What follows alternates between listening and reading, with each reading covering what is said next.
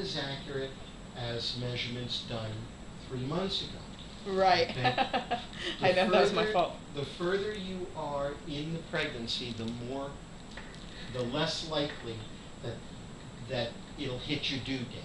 But it Right. should be close. Okay. What will happen a lot of times is you'll get a range where it'll say, here's your due date plus or minus 10 days. Right. And so Right. it gives a lot of variability. Right. Whereas if you do an ultrasound at 10 weeks and you're measuring just from the head to the butt, even Right. if you're off a millimeter or two, it won't have a significant difference. Right, right. At this point, anything that you're off from perfect can translate into days of difference. Right. So what I did is I did a biparietal diameter, that's from here to here on the first one, and I'm doing a head circumference. Okay? And you don't do one measurement, you do a bunch of measurements. So you compare them all. Right. Okay, so let's see your baby's face. You can sometimes get a hint. It's got its hands up here, but this is an eye socket. And there's a baby nose. And its hands are up, arms are up like this. And if you go a little further, you'll see the umbilical cord is here. You'll see that your placenta is not only anterior. You see this on the top here? It wraps around the back of your uterus, and there's a little bit of it underneath too. Okay. My guess is as your pregnancy progresses, belly gets bigger, this little tail in the back here will not be in the back. It'll all be anterior, right up here. Okay? What you're seeing here and here is cross-sections of the baby's arms. You're looking at one plane. The baby is back. The back is facing your back. And what you have floating here is the umbilical cord. Okay? Which is right on the baby's belly, which you expect. Right. Obviously, these are legs in the back here. The umbilical cord is there.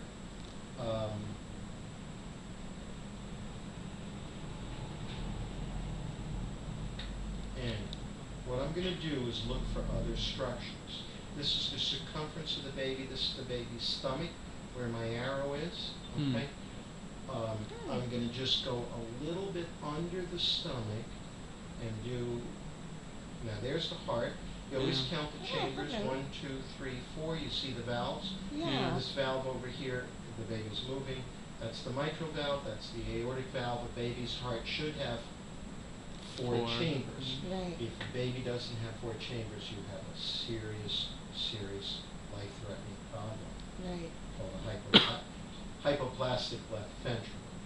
So at least you know at this point everything looks good. Right under the heart, you'll see the stomach right here. It's kind of C-shaped. Okay. Right here is where the umbilical cord is leaving the baby. And it'll go out over here. So you'll see where it breaks through the skin. And on the inside, of course, where it attaches to the arteries. This is the baby's spine in cross-section. Okay? This is the belly button side. Okay? So I'll try to get a measurement. Measurements are harder in bigger babies, so. Again, this is not the gospel here. So the way you can get an abdominal circumference, the computer puts like a string around the whole baby, and then when I want to know the circumference, it doesn't calculate it. All it does is it knows the length of the string. Okay? And so that is that end. So you can see the heart, the stomach. This is the baby's abdominal aorta in cross-section. You'll notice it's pulsating. Okay? So it's beating along with the baby's heart. Now, this structure over here is the baby's bladder. We're getting close to baby butt.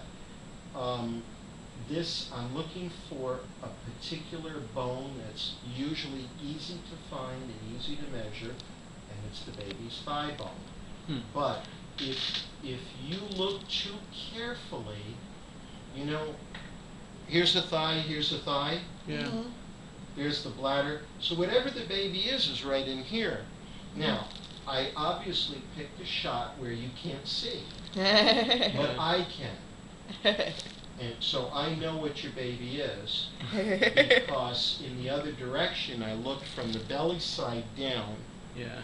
and the baby's legs were far enough apart that I could look in between the legs. And Right. look a little bit upward, and you could see the baby's butt and the baby's crack, so I know what it is.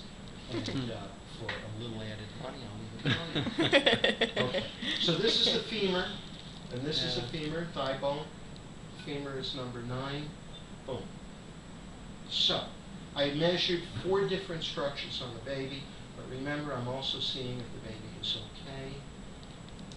You know, baby's in good position, exactly where it should be at this point. Oh, good. And so I saw the stomach, we saw the bladder. There's always urine in the bladder, it's right here. Anything dark is you can again see the point where the umbilical cord, this is further up on the baby's stomach, and you can see where the umbilical cord enters in. Yeah. And that's fine. Then it's all jumbled here, and on the other side, sometimes you can catch a spot where it joins the placenta. It's usually right here, somewhere in the middle of the placenta.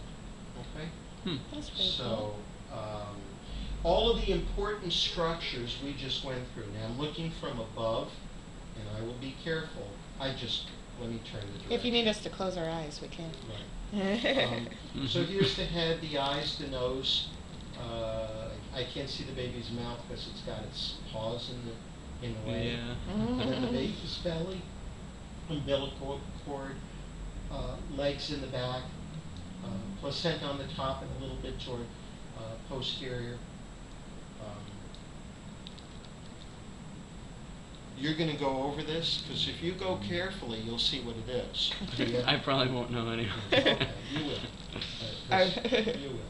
Our brother and sister-in-law just got one and showed us, and I looked at it. I was like, "That's a boy." Like I could tell right away. Tim's like, "What part am I looking at?" How old are you now? Yeah. How old am I? Yeah. I'm 24. 24. Yeah. Usually by 24 years old, even on an ultrasound, you can see little balls in a penis and say, "Hey, this thing looks like a baby boy." And on little girls at this point, if you can get a good view, you look and you can see a vagina. You can see the labia, you can see the opening of the vagina and follow it in. Huh. Okay? So what I see on this baby looks just great. When you get pictures of this, they look good on the screen, and when you have the picture in your hand, it doesn't look good. Because they're only little thermofax pictures. That's okay. It's so nice to I have try them. to get a face shot, and it is a little hard. You can see the eye. There's the eye sockets, and you can see, remember this is sound, it's not an x-ray. You see Right. the sound bouncing a little bit off the eyeball here, so sometimes you can actually see an eyeball in different density than the other tissues. But this child has its hands up very high, right up here. Sometimes they stick their finger in their mouth, you know. But look, you see the arm is right Yeah. there. Yeah. And That's what do you right. find? You can see fingers here. So you can see that this arm, here's the elbow, and here's the upper arm. The hand is touching by the side of the face. Now, that won't show well if I flick a picture. You know, it won't make sense on the picture because I'm showing it to you in motion.